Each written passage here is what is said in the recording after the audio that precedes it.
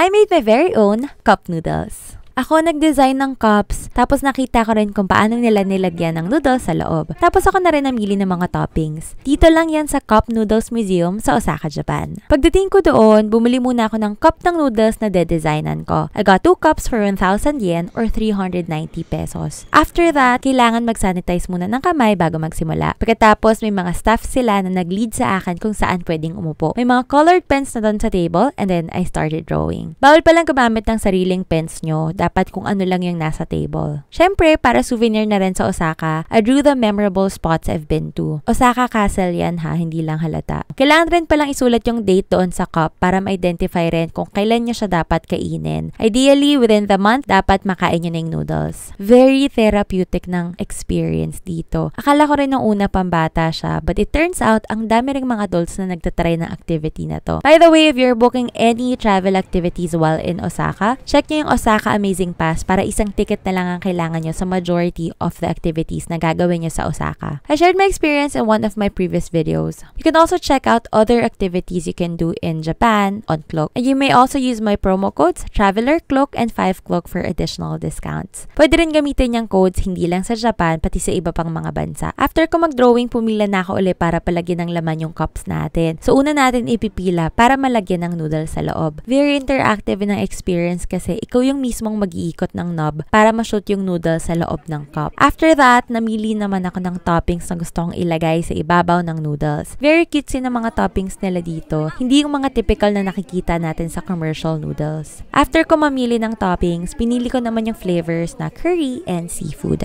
After that, it was time to put the lid on the cups.